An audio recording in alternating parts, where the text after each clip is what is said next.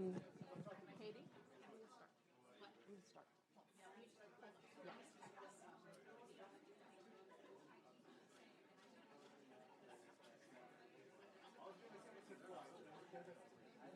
Good morning, everybody. Welcome. Please take your seats.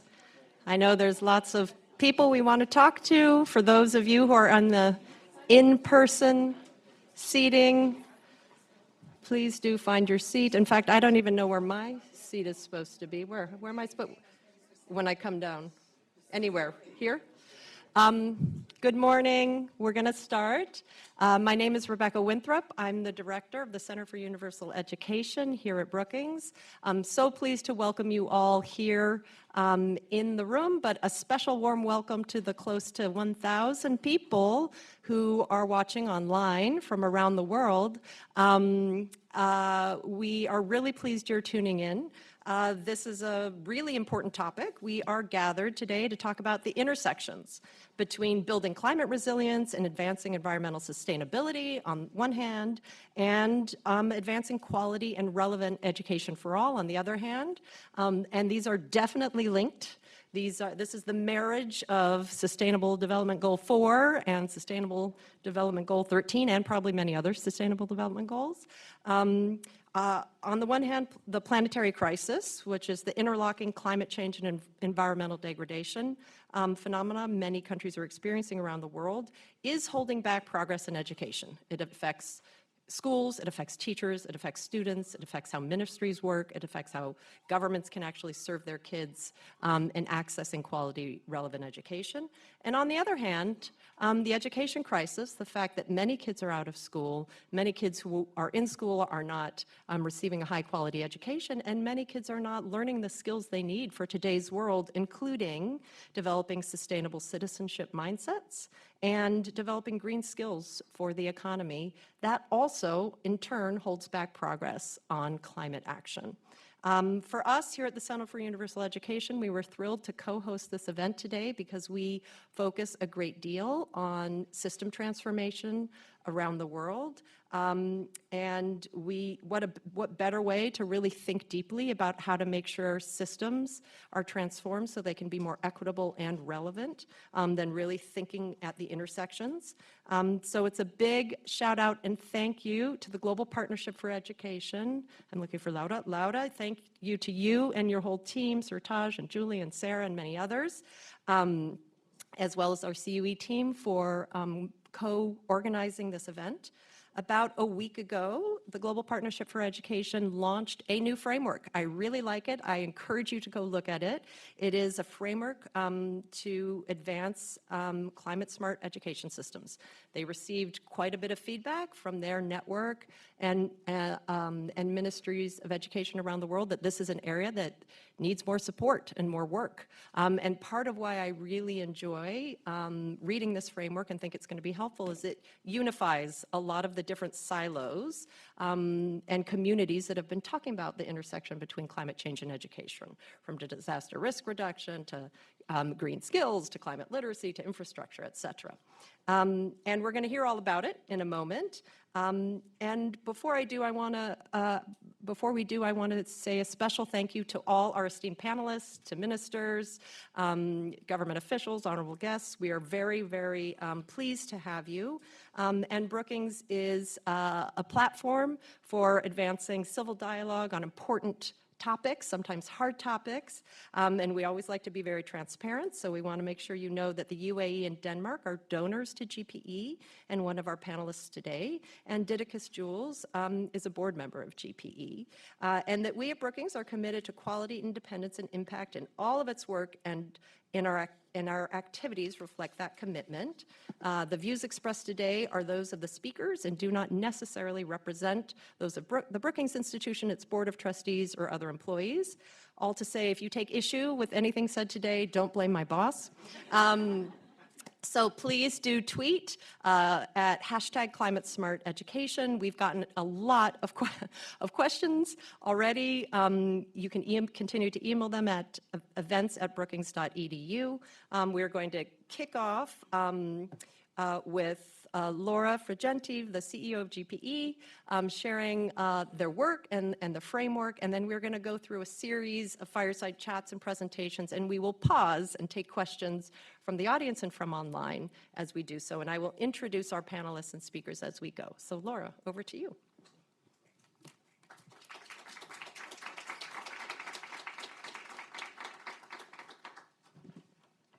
Well, thank you, Rebecca. And through Rebecca, I really want to thank Brookings for giving us the opportunity of launching this work that is so important to us in such a prestigious, organization. GPE, as you know, is kind of a unique organization in a sense that it's not a traditional donor. It's actually a partnership where so many different constituencies are. And I am particularly delighted to say that today here, we have representations from all our constituencies. We have, as Rebecca said, our donors countries that are those that make it possible for our work to actually happen in practice. We have our partner countries that tell us how things should be done. We have civil society representations that keeps us on our toes, and all sorts of other players that all together contribute to the work that we are doing. This framework that we are launching today came as a result of, I would say, some very strong demands from our partner countries that were really, focusing on climate change and the need to actually mainstream, I would say, the awareness around climate change and good practices and good policies around climate change. And at the same time, we're thinking, what are the right instruments that can be used? And one of the things that, I have noticed having been working in global development for many years is that development is organized in silos. So you have environment, you have education, you have health, you have all your sectors.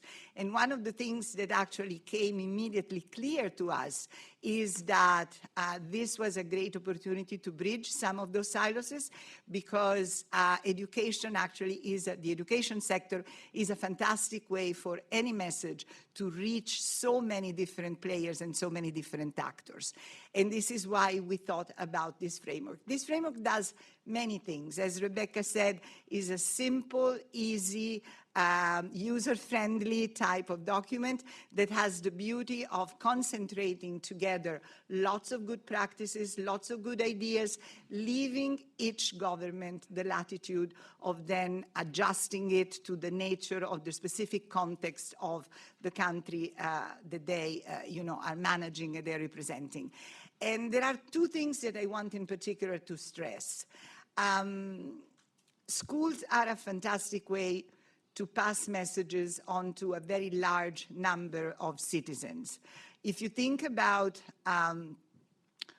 negative impact of climate change, the vast majority of the people think about, the big project, the big factory with the chimney and the black smoke coming out that needs to be reorganized. The reality is that there are many things that each and every one of us does in our daily life that have a very negative impact on the environment and on the natural resources that we are using in an improper way. Which instrument can allow you to reach so many students and actually make them the ambassador of, good practices, good use of resources better than the school? Things about the multiplier effect of passing a message that has been included in a curricula in school and making sure that these good practices are absorbed, are adopted by everybody in their daily life. And I like to believe that these children then go back home and become the ambassadors of these practices with their family that maybe haven't had the opportunity of learning these things. And so you have a multiplying effect of good, a virtuous circle that through the classroom, through the education, spreads over to society.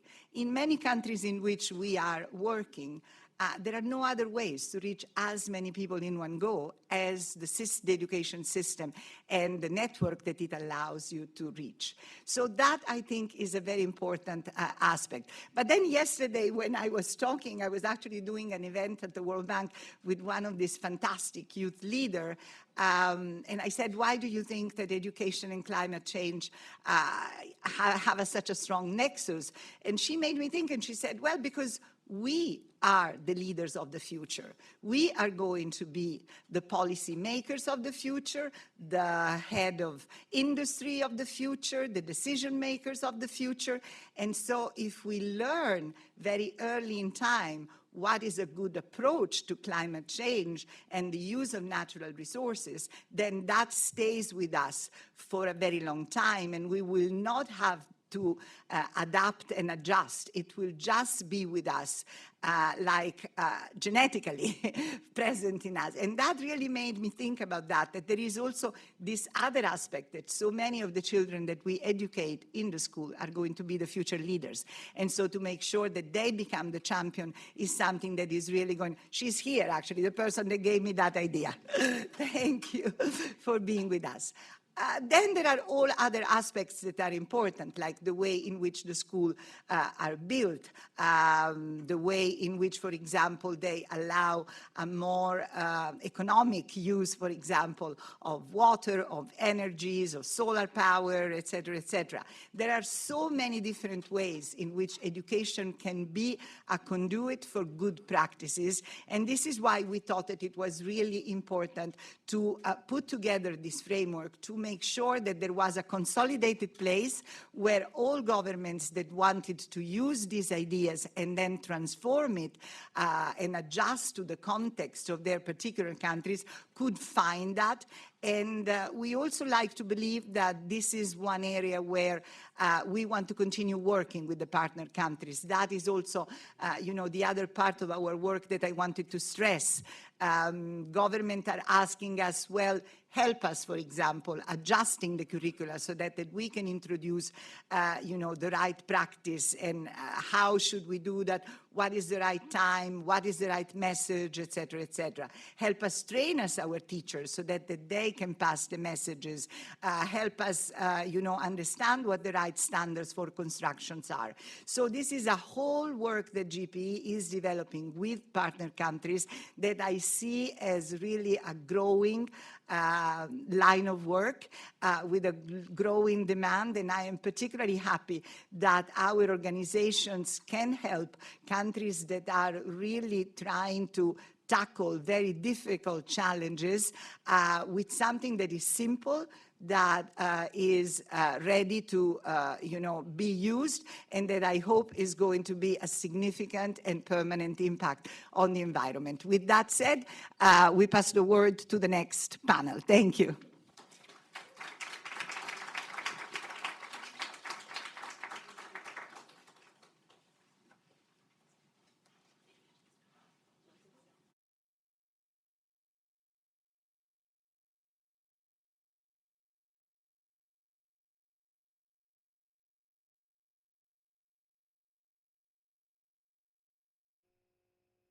Change and environmental degradation are the greatest threat facing my generation, jeopardizing our collective future and our human rights. This planetary crisis is also threatening education gains, as challenges faced by children and their teachers in lower-income countries are worsened by climate shocks and a deteriorating natural environment. Empowering girls and women with education saves lives and leads to more effective climate action, and quality learning for all children has a key role to play in supporting the transition to greener and fairer societies. We need to build climate-smart systems that can harness the power of education to build a resilient and sustainable future. Systems that can recognize the links between environmental action and education across these key areas.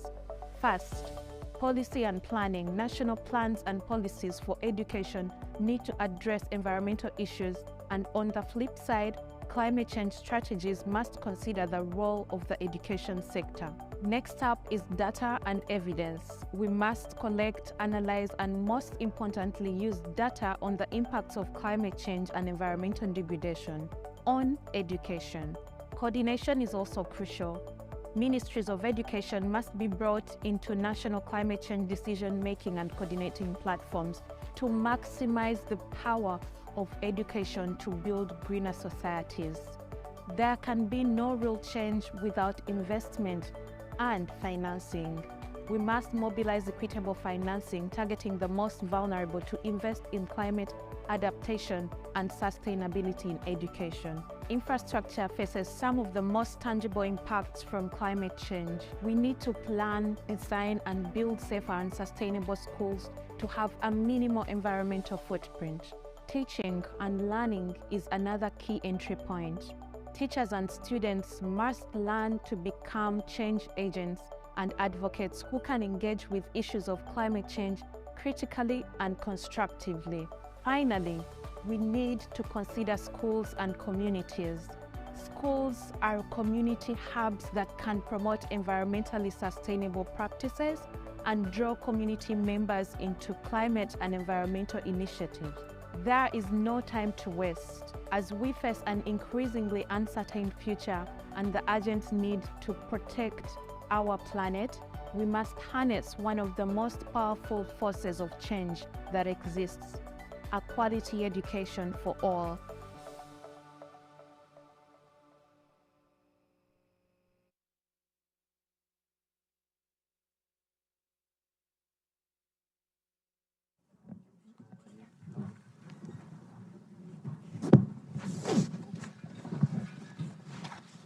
All right. Welcome. We're really pleased to have two wonderful panelists. Dan Jorgensen, from the Minister of Development, Cooperation and Climate Policy from Denmark. Thank you for being here. Many thanks also to the Right Honorable David Senge, Minister of Basic and Senior Secondary Education in Sierra Leone. Unfortunately, the Minister of Education of South Sudan missed her flight because they misspelled her name and got stuck. But we're very pleased to have the Undersecretary of Education, Dr. Kyoko Abol, with us. So thank you for being here, Undersecretary. So we're going to have a little bit of a discussion. We're going to see if there's a question in the audience to field to you. I've got a bunch from the online audience. And Minister Senge, why don't we start with you? Sierra Leone is among the 10% of countries in the world that are most vulnerable to the adverse consequences of climate change. You are on the coast, it's beautiful, but sea level rise and I'm sure extreme weather keep you up at night. And you have talked a lot at numerous platforms globally about the importance of building a climate resilient world and how education can do that. Can you tell us why that's important to you, why it's a priority, but most especially, what are you doing about it? What actions are you taking? Thank you very much. I think it's important that meetings like this, weeks like this, education is central to the conversations around financing, but also climate education in particular. I think we know that this is not theory. Our future depends on it. Our future depends on us being able to have resilient societies, that our kids are able to go to school throughout the year during the school period and not interrupted by climate crisis. We know that this requires action and urgent action, and now, but most importantly, that there are examples of action that are happening. And for us in Sierra Leone, as you said, it's critical for us because we have what we call radical inclusion. Everybody must go to school, irrespective of who they are, and our priority is to keep ensuring that things like climate do not ultimately inhibit access to education. And some of the things that we're doing vary from, maybe I'll categorize them local, national, and global. At the global level, GPE is so important to what we do, and as one of the country partners, we've been lucky to be on the board for the last couple of years, and we have been able to contribute to a lot of the strategic documents that come out of GPE. We hosted a foundational learning exchange in Sierra Leone recently with Ongai on the gender transformative leadership. And in each one of those, we speak about climate, because climate is central to what we do. On the national level, we have what we provide to schools. Apart from the fact that we have policy, we have the school infrastructure and catchment area policy. We have guidelines for building standards and ensuring that a lot of the principles that are within the climate smart documents are what is in our documents as well, and ensure that environmental and social management plans are in place for all new constructions of classrooms that we do. Recently, in collaboration with some of our partners, Fab Inc., we've been able to actually build quite brilliant AI models that can, based on data, we're able to predict flooding-prone areas. And this matters because when areas flood, teachers don't go and kids don't go to school. And it's important for us to allocate teachers and place schools excuse me, and place schools in communities, noting where rivers are going to flood and where weather issues are going to be. And on our curriculum, we've been able to change and update all of the curriculum. Maybe a month ago, I was in the school to the grade level of class 1, primary 1. The government has been able to develop textbooks for environmental science and civics that these children are learning. So all throughout basic education, within our free quality school education, we've brought civics back into school, we've brought environmental studies back into school, and we've provided the textbooks and provided the teaching guides and teacher training. So it's important that the theory goes into the classroom and the kids have the content for it.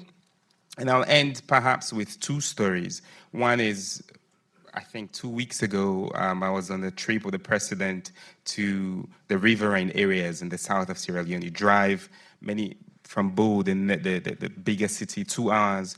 You arrive and you hop onto a boat and you go on the boat for another 2 hours out really into a community where they'd never seen a minister, not to speak about the president, in their entire history. But we arrived there, and the president hopped off and went into this small town, village, a couple hundred people. And the only place where people could gather was in this school. And I had missed that particular stop because I was in another island. And he came back, and what he told me was there was a school that was there. It stops at class 4. And this school, great structure, but the environment, the roof was falling apart because of the weather situation. And his instruction was, please go and make sure that these guys have their renovation grant or that they're using their subsidies well. So it's that we go to the communities and see. And I'll end with another story. There's a friend called Jamie Barry. And I had seen what he does online, and he does this independently. He took climate and environment so importantly. He works in West Africa. He comes home, goes to Cambia, where he comes from, takes these tires and recycles them, works with the students, they paint the tires, they beautify it, put it into the school environment again, grow trees, and transforms the community from a place where you have all this plastic and tires being an eyesore to a beautiful, colorful, cheerful environment. And so at the global, national, and local level, there's action. And for me, that's the most important thing. That's a great reminder that actually we can all do something, and teachers and community members have a lot of power to take action. Thank you for that, Minister Senge. Minister Jorgensen, you actually have a very interesting job because it's an integrated role in Denmark's government covering global climate policy and international development. And so the question we want to pose to you is, how can international aid better address the interconnections between climate and education? And I would wonder if you would want to speak a little about where gender equality fits into that nexus, because I know that's a great concern to your government. Yes, definitely. Thank you so much for that. Is the microphone working? Yes, okay. I recently gave a speech where, it didn't go very well. People didn't laugh at my jokes, and I thought... Because they didn't hear you? Well, I thought maybe they didn't hear me, so I asked, can you hear me in the back? And then somebody in the back said, yes, we can hear you fine. But then somebody on the first row said, I'd like to change seats then. Well, okay, sorry. So sorry for... This is not going to be one of these audiences. We're going to laugh at all your jokes. Okay, okay. Well, this is a serious matter, so I don't know how many we will have of those. But no, thank you so much for that, and thank you also for organizing this event. It is extremely important. So the reason why the Prime Minister decided to create a new portfolio in the Danish government that is responsible for both development collaboration, cooperation, and global climate policy, is that we think it's important that countries and the international community acknowledge that really most of the challenges that we face in development across the planet are today very tightly interlinked with climate change. So climate change is not something that might happen in the future. It's something that's already here now and that we know for certain will be worse in the future. Even if we succeed in doing more to fight it, it will still become worse than it is now. And this has some very, very extreme consequences that we need to deal with. Now, I'm sure that many of you work with education, probably all of you, every day, and you're probably used to arguing, well, there's not really any challenges in development policy that's not interconnected to the question of education, right? Well, I would definitely say the same thing about climate. So we have two subjects here, we have two themes which are at the core of development policy: climate change, education. And how are they then interconnected? Well, I'd like to just talk to you a little bit about a visit that I was on recently to Ethiopia, but I only have 30 seconds, so that's going to be short. Go ahead. Okay. I'll give you 2 minutes. Yeah, great. So in Ethiopia, the Afar region, that's the hottest inhabited place on the planet. There they have now another failed rainy season, so it doesn't rain, not even the few weeks where it's supposed to rain. This means that even the camels are dying from thirst. What happens in a family of herds when the camels die? Obviously, the poverty, the social consequences are enormous. And what we see is that one of the first things that happens to poor families when they're hit by drought, poverty, what it might be, is that the kids stop going to school. This is just an example from Ethiopia. I could give you many from all over the world of how, when climate change hits, it affects the ability of families to prioritize their kids going to school. So that's just one very, very concrete example. And that, is, of course, starts a vicious circle, right? Because as many of you have eloquently spoken about today, we need children to be educated in order for them to also be a part of the solution to climate change. So if they don't go to school because of climate change and they're not able to fight climate change and adapt to climate change because they don't go to school, it just shows you what an evil circle we might end up in. So this is basically the reason why we need to work closer together to solve these problems. And what would you say you're doing differently in Denmark because of that insight?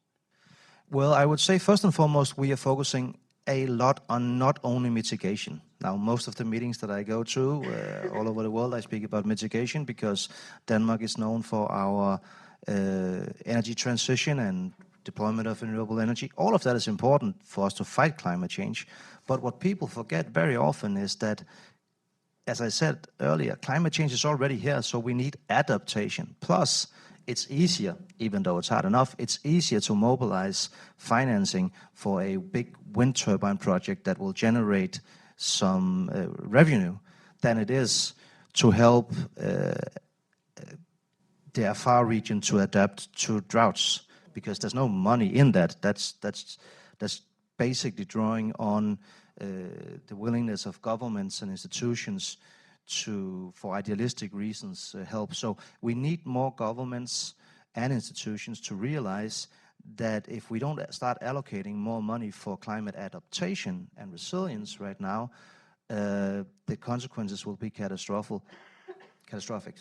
Great, thank you. That's super helpful. I'm going to have one question from the online audience to close out our panel before we let you go. This is a question that's come in from someone at the Malala Fund, and I'd like you each to answer it in your own way. So it's a question about global financing aid architecture for the intersection of climate and education. And Minister Senge, I'd like to ask you to say, if you had one thing that you would like to say to the donors of the world and the people who are working on reforming the global aid architecture and, well, actually the global finance architecture to ensure that it's fit to respond to climate emergencies, what would it be? And then Minister Jorgensen, what is your assessment of the impact that this reform on the global finance architecture is going to have? So, Minister Senge. I was smiling because it's this afternoon. We have a lunch that focuses specifically on climate financing architecture, and to which I think those who are going to be, I encourage you to come with ideas, and hopefully we'll all have a better answer for the person who's asked. But I think the one important thing to mention is that the world is moving forward. We are aware that the current aid architecture and global financing architecture, particularly for education, needs to be transformed. Countries and the world have said we need to transform education. The thought leaders have said that. They've given commitments to transforming education.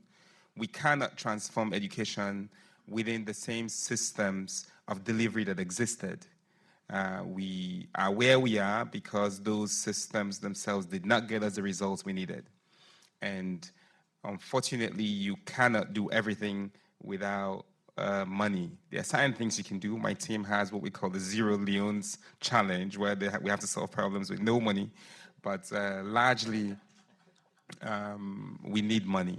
And so the important thing for the donors and for the people who have money, by the way, Denmark is a good ally to Sierra Leone through the Lego Fund. Lego Foundation is supporting a lot of what we do. And the reason why I cite them in this example is because they practice what everybody should practice. They put the country's priority first. And when I engage with partners, actually, this morning I sent an email. I was patient because I received an email from somebody, an organization, international organization, for which I recommended my deputy CEO, a female, amazing person who we've invested in, to attend this meeting. I recommended her. And this person replied to say to me, "Dear Minister, we're just looking for your confirmation to approve this other person who's somebody junior to go." And I told them in an email, "I'm sorry, are you telling me that you know what's better for me to do in my organization for..." But I was kind in my response to them. I think it's a good message. Yes, I think the takeaway is the countries know what they want to do. We have our people's interests at heart. We have plans. We have directions. You should work with the countries to ensure that we can deliver and reach the most people. Thank you, Minister. Final word. Well, I definitely agree on that point. I mean, even though climate change is a global challenge, actually, when you look at it, most of the solutions will be local if they are to work. Now, I think the most easy answer to your question is that governments around the world need to do more. So Denmark is one of the few countries that allocates 0.7% of our gross national income every year to development aid. I wish more countries would do that. But even if all developed countries did that, we still wouldn't be where we need to be. So it's the first step, also because government aid you can spend and use more directly also in projects that are not necessarily good business, but that you need to do anyway. Having said that, though, I think the main focus of the discussions this week in the World Bank is how do we manage to use governments and institutions like the World Bank and other MDBs to leverage more private funding? Because let me give you just one example, and then I'll stop. But in the climate negotiations, the COP process, already back in 2009, it was promised that we would mobilize from 2020 to 2025 $100 billion a year We, meaning the developed world, for climate finance. And that still hasn't happened. It's, we need trillions, but we cannot even raise 100 billion. That just shows you, first of all, governments are not stepping up, but also we are far from where we need to be in mobilizing private finance. That is a wonderful call to action. I thank you both, and I'm going to invite up a youth speaker. So thank you both so much for being with us. Yes, a round of applause. It's a great call to action, and who better to talk about moving forward than our next speaker, Tamalde Salimi, who is the founder and director of Eco Champions, which is the largest African network of young people leading climate action through education. So, Tamalde, welcome to the stage.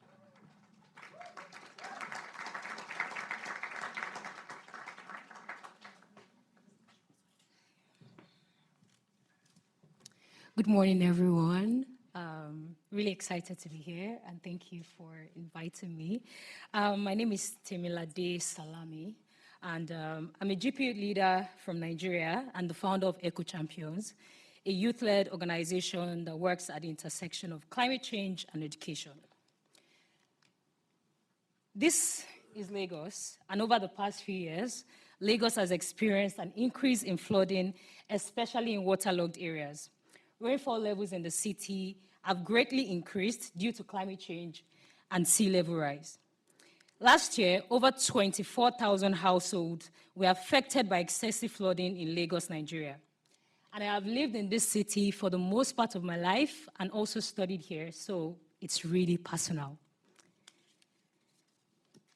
During the heavy flooding last year, school buildings were damaged, classrooms were inaccessible, and children were unable to attend classes or even have access to quality education.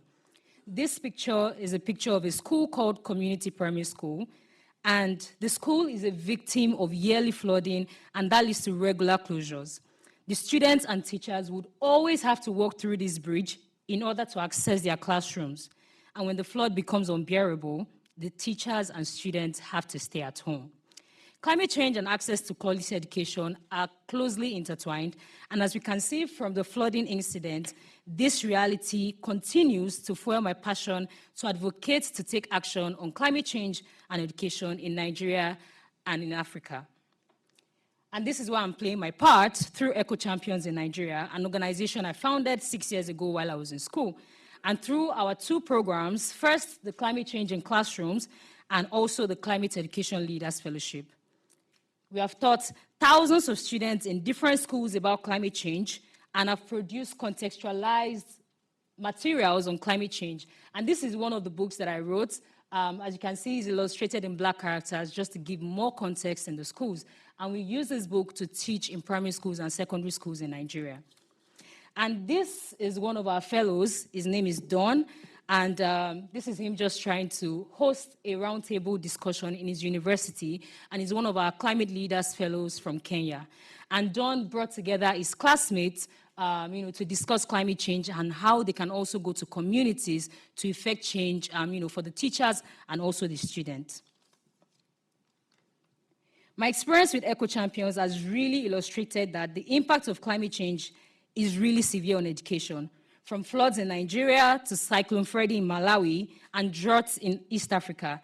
In the midst of all of this, it is very important to note that girls are often the most affected. For example, they have to walk long distance to fetch water for their families, and this also reduces their participation in schools. Recently, Cyclone Freddy, a powerful and deadly storm, as we can see from this picture, this is a school. It severely impacted several countries, including Malawi, where weeks later, 500,000 children were unable to attend schools as buildings have been damaged and remaining buildings are being used as shelters for displaced people.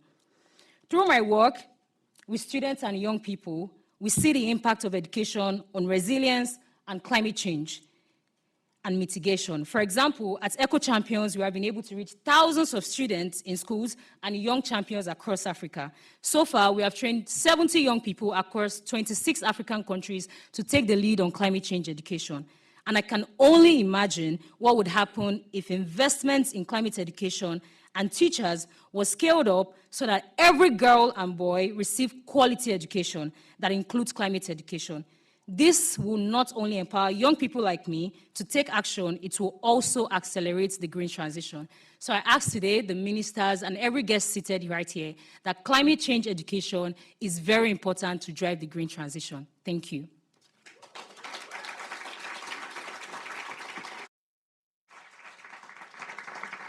Thank you so much, Tamaldi. She brought up a lot of issues around teaching and learning. In particular, I'd like to invite my next panelists, who I'll introduce as they come up. Didacus Jules, Director General of the Organization for Eastern Caribbean States, please join us. And Gwen Hines, the CEO of Save the Children UK, please join us on the stage.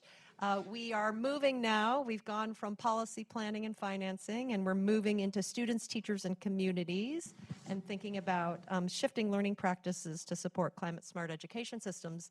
And Tamaldi, thank you for that. That was powerful. That was strong. I wish we could broadcast you around the globe. Didacus, I'd like to start with you. You ready? Yeah. Got your stuff? Okay.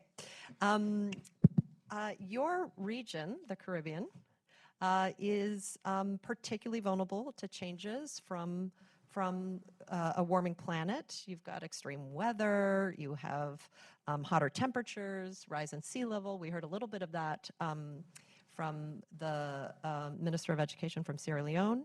And you have said before in numerous places that education is about shaping an ecological consciousness as an existential imperative to our era. A very eloquent and powerful phrase. We would love to hear how you are taking action on that insight. What are you doing to sort of transform teaching and learning in the Caribbean and better prepare students? Okay, I would first of all like to put that statement in context because sorry, I suffer from spring allergies.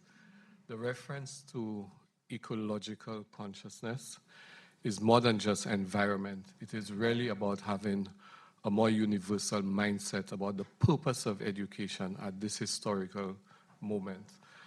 Because in the Caribbean, we are not just faced with challenges of the traditional challenges of climate change, as in sea level rise and hurricanes and so on, but we also have what I describe as a concatenation of crises affecting us. So just in the last year, for example, while COVID was raging across the region, we also had in St. Vincent and the Grenadines 32 volcanic eruptions happening, which resulted in not just the shutdown of the economy, but the relocation of half of the island to the south. And while half of the island was relocated to the south, we were faced with torrential flooding in the south. So, you know, this thing is a series of crises that keep coming at us. And in the context of education, not only has it affected education from the point of view of the disruption of learning, but it poses key challenges to what is the purpose of education. How do we refine education so that it becomes a new tool for rebuilding civilization, given all the problems faced by humanity? In that context, we are talking about a transformation of education that takes into account a more holistic approach. I've often railed against the tendency, certainly in the Caribbean, for us to create new subjects as plasters for every sore. So, for example, you know, if there's a problem of crime, people talk about, well, why don't we do crime as a, you know, take crime into the curriculum? A classic case has been a long-ranging argument that I had as former registrar of the Caribbean Examinations Council, where several governments were calling on me, we must introduce a subject called critical thinking.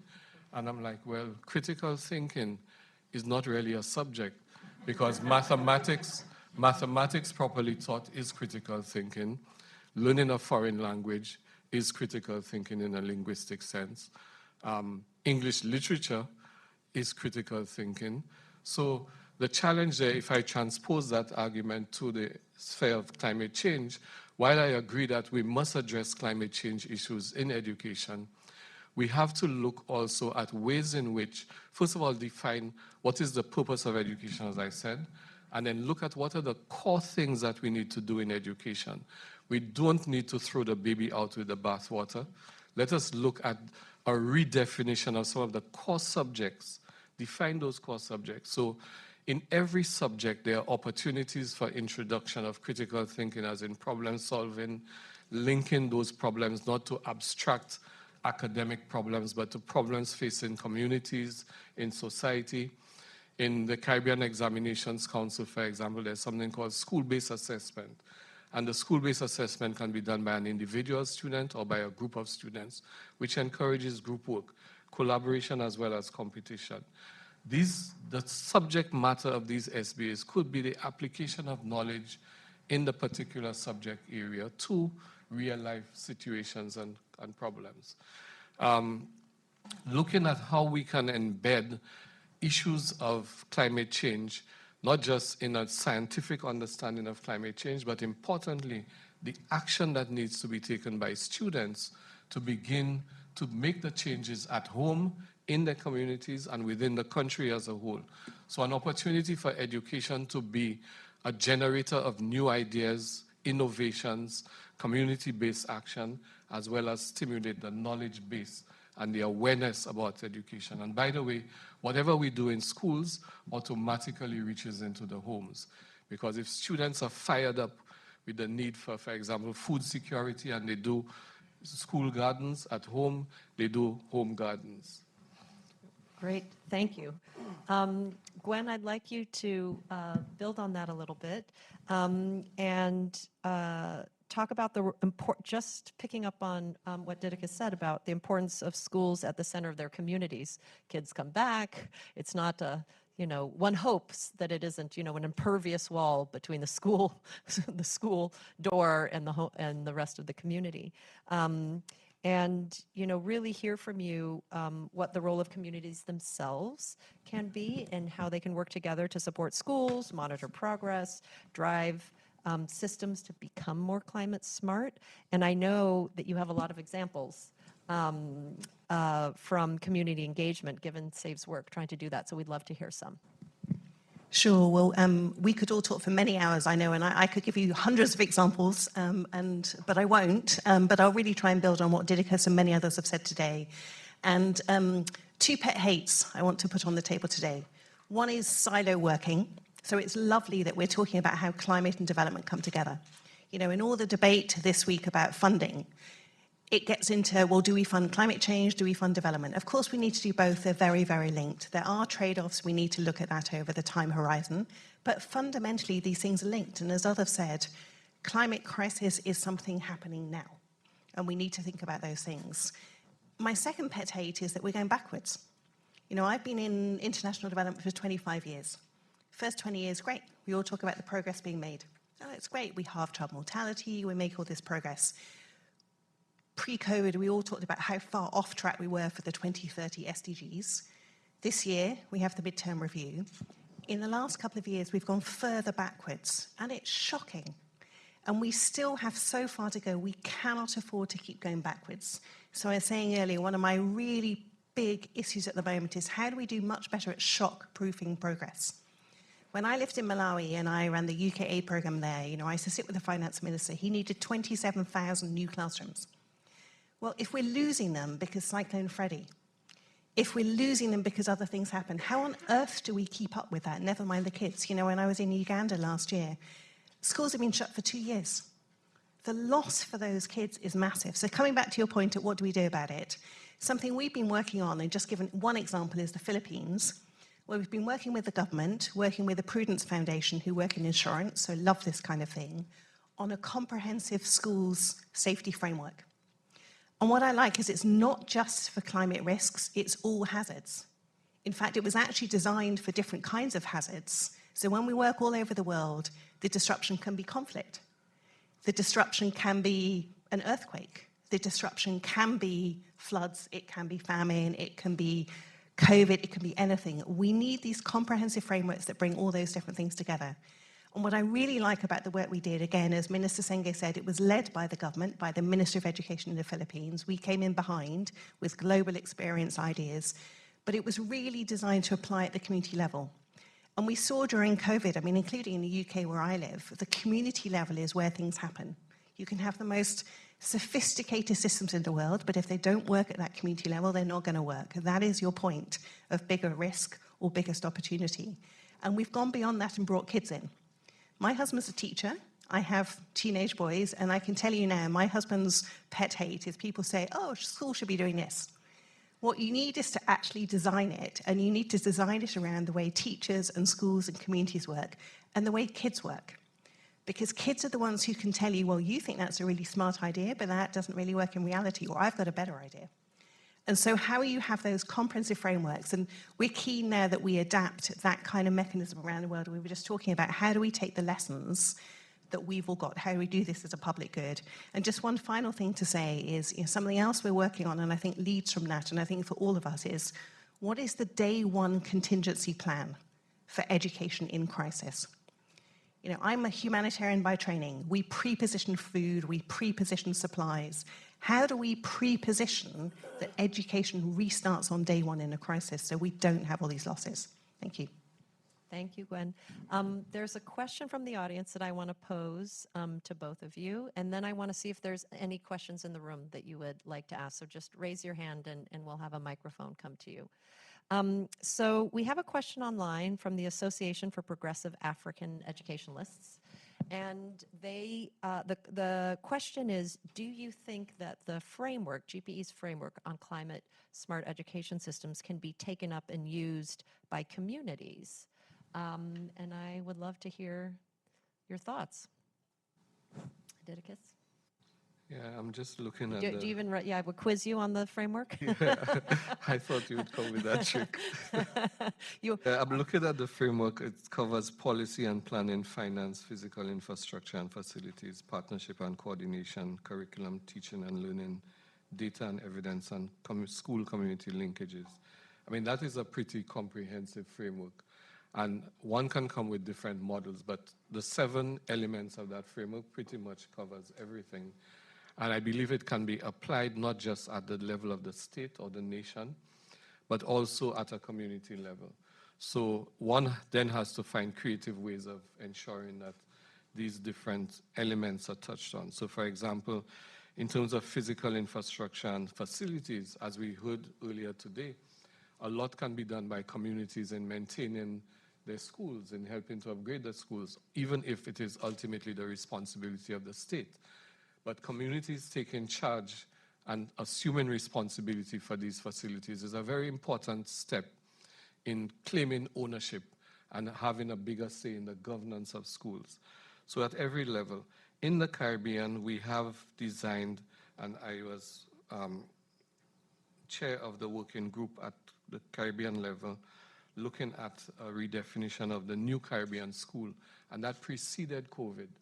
So the whole idea was to come up with a model like that, that touch on all the elements. And you can see from what I'm going to describe, the convergence of that model with the GPE model. We spoke about first determining the school outcomes, the purpose, the why of education. But we looked at resourcing, infrastructure, culture of schools, processes, human capacity, curriculum. And undergirding that were quality indicators of access, equity, quality, and relevance. Right? So using these models, I think, is a good way to maintain and keep in focus a holistic and integrated approach to education transformation, regardless of which level one is operating at. And it provides the opportunity for the synergy between the actors. I heard talk earlier with Minister Senge about silos. The sad reality, and I was having a long discussion with my colleague before the meeting started, and we're talking about the work that they are doing in their space. It's admirable the way in which they try to break the silos and bring convergence. But the reality is that even within silos, there are silos within silos. So we face, I'm telling you, as coming from a Caribbean country, it's horrific what is happening with some of the in the donor space. Agencies are competing with each other. They are separating agendas. Everybody wants to plant their flag on every initiative. In some cases, they come with oxymoronic solutions. I mean, one example was one agency coming up with the idea of something called child-friendly schools. And then they provided funding They provide, and An agency not to be named. not to be named, frankly, but it's a well-known agency. And they were actually providing grant funding for schools, and there was a template to assess the degree of child friendliness of a school. And I'm like, what the hell is this? A school, by its definition, should be child friendly. So I agree with the need to ensure that schools are child friendly, but you don't create a category, an apartheid of child friendly and non-child friendly schools. If a school is non-child friendly, it should be closed. So, Gwen, before I come to you on this question from about applying the framework to communities, I have a follow-up question for you, and I want to see, is there anybody who has a question from the audience? We have a young person here. We have two people. So we'll take both of you, very, but if you could be very brief. Sure. Yeah. I did want to just thank everyone here for putting this all together. So thank you. And I guess just one question I have is, given there's so many critical parts of the work everyone here is doing, I do have one question, though, that does concern me. I agree that, educating about better climate practices is one really crucial part of a broader solution. And I don't ask this question because I think one thing should be done instead of another. But, if we can agree that, incorporating smarter, more responsible climate practices is something we should all be doing, then would you have a message to people who just objectively, by the numbers, are contributing much greater to climate change, which is a universalized issue, right?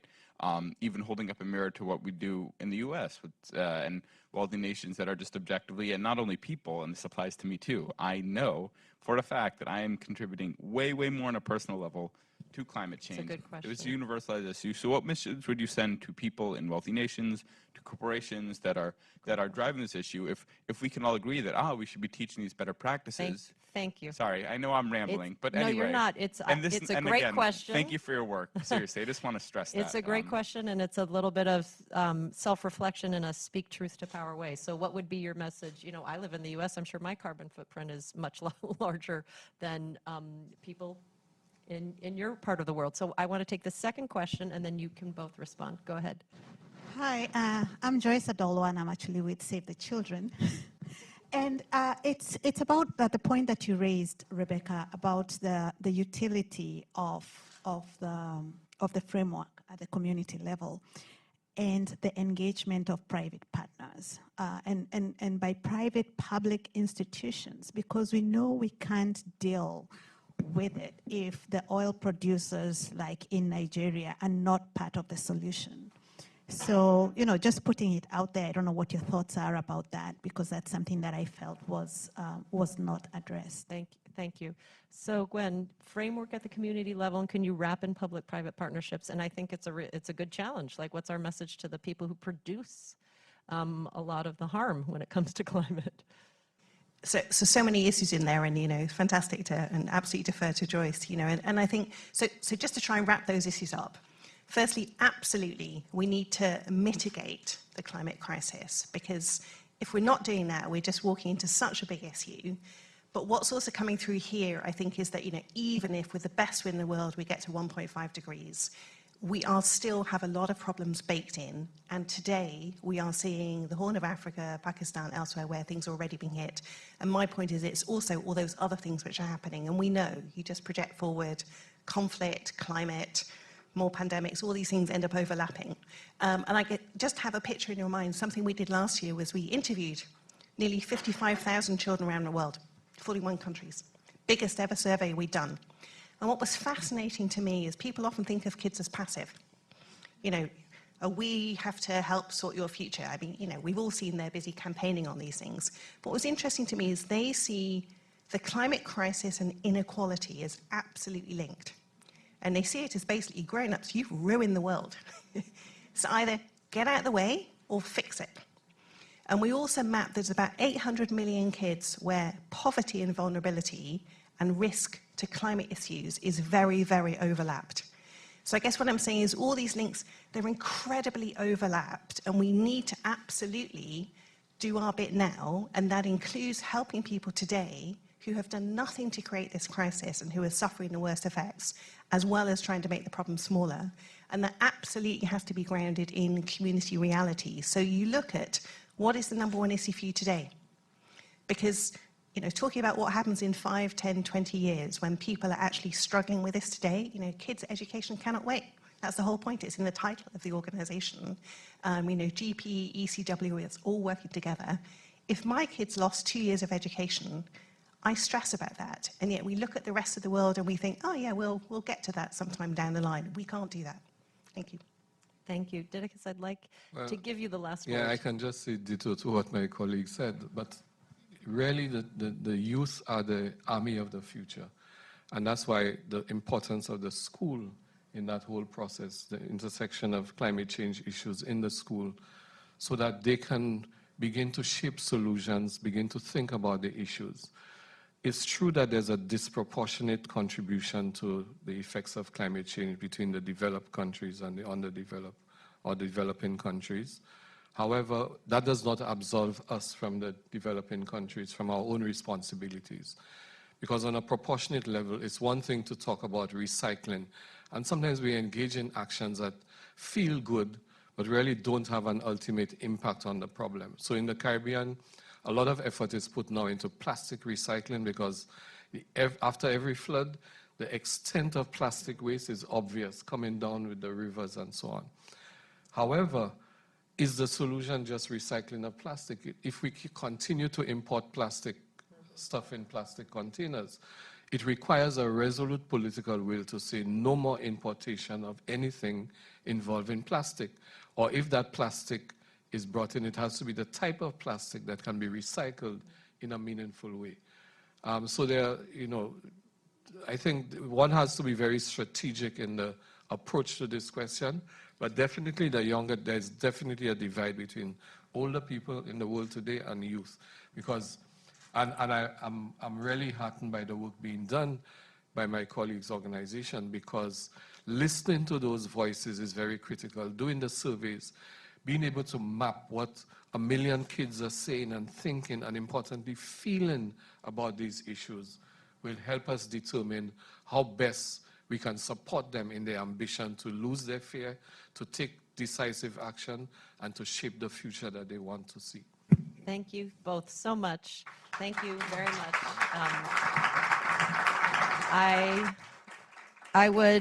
I would like to welcome to the stage our next speaker. Didicus set him up beautifully as Youth Are Our Future. Manoj Bhardwaj, who's the founding advisor of Nurture Nature Global from India. And welcome.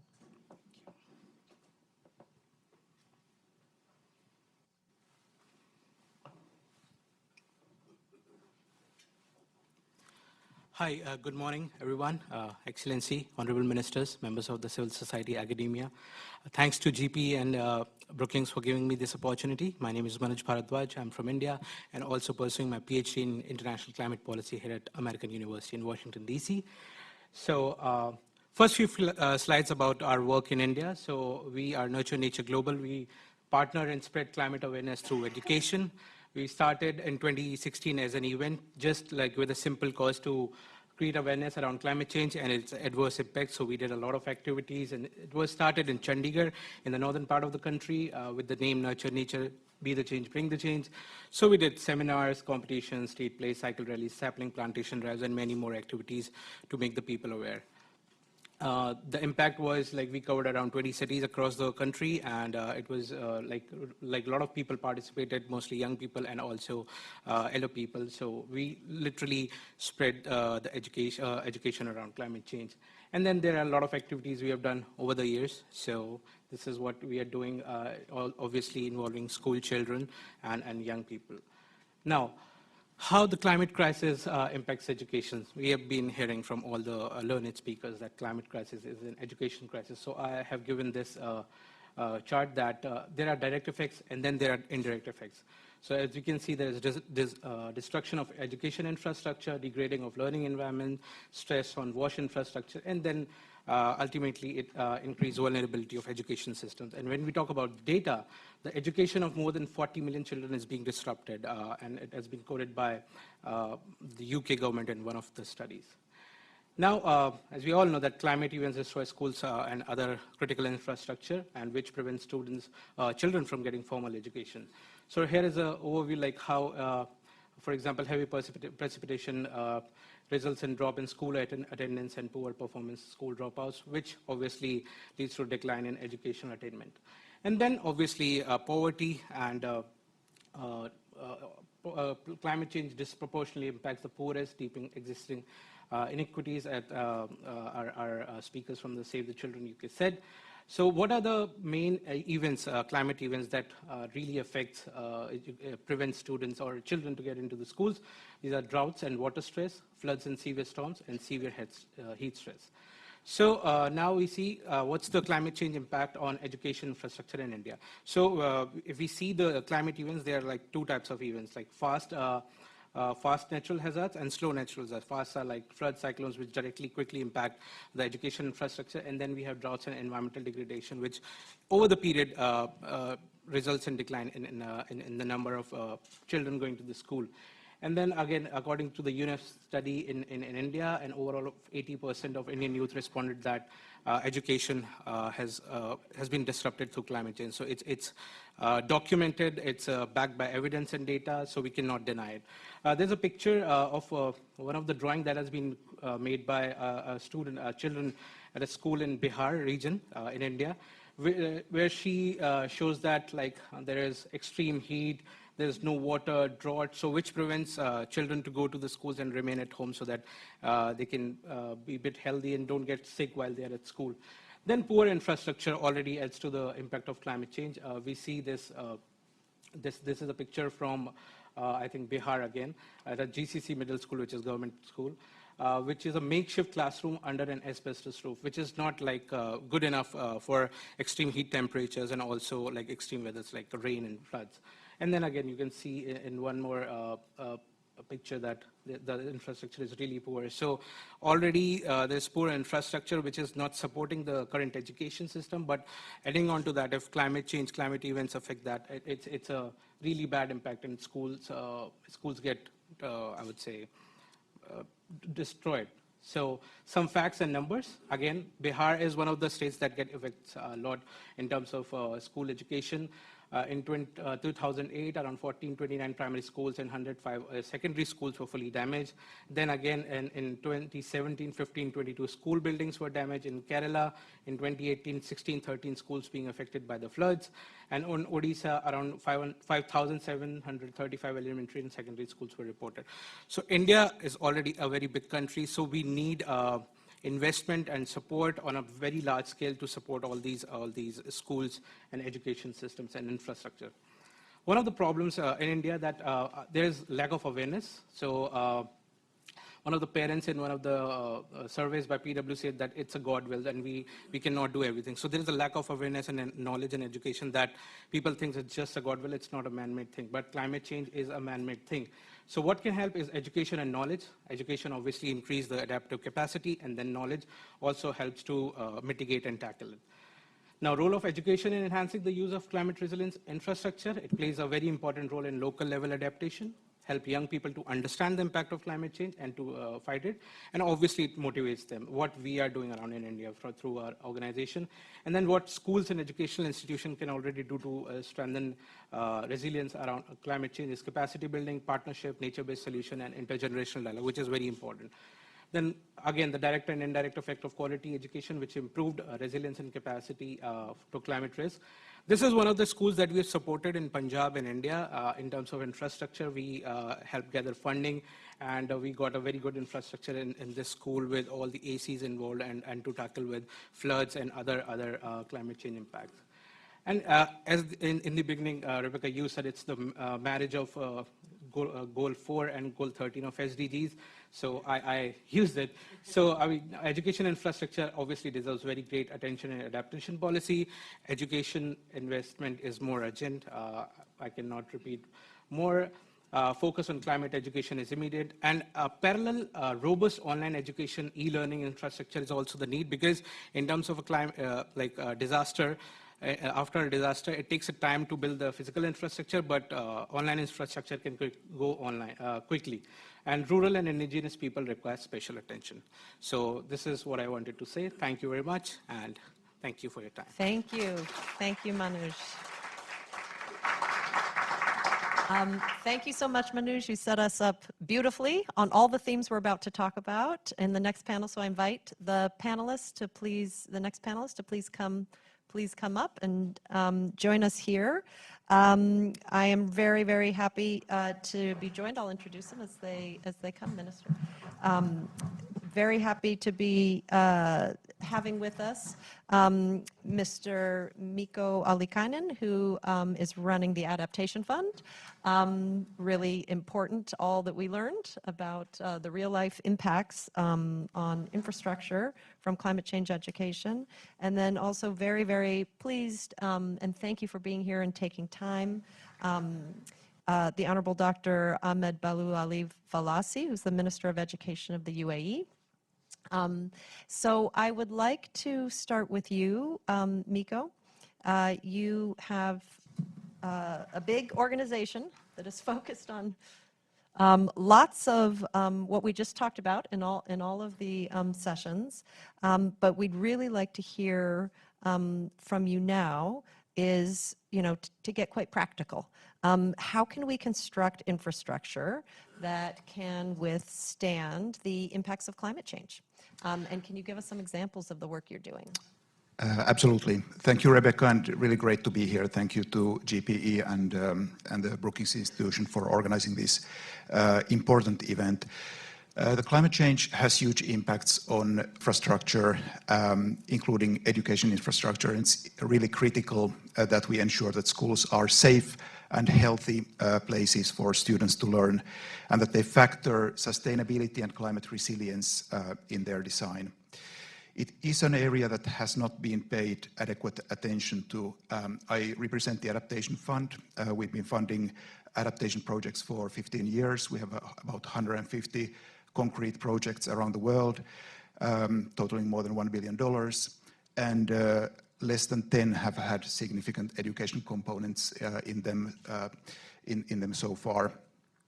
There's also very little on the education in the reports of the Intergovernmental Panel on Climate Change, which shows that it seems to be an area where we really need to focus more going forward. And that's, I really commend the work of GPE on the CSES framework. I've seen it, and it's really impressive, and it provides a good basis to build on.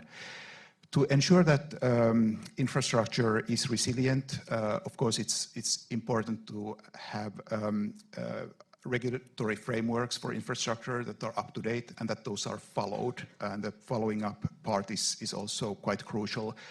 Quality of construction, use of materials, and also something that is not always remembered is that we are not only looking at the quality with the current standards. Climate change is getting worse, and we need to plan school buildings so that they will also withstand the future climate. And in 20 years, climate impacts are quite different than they were a few years ago.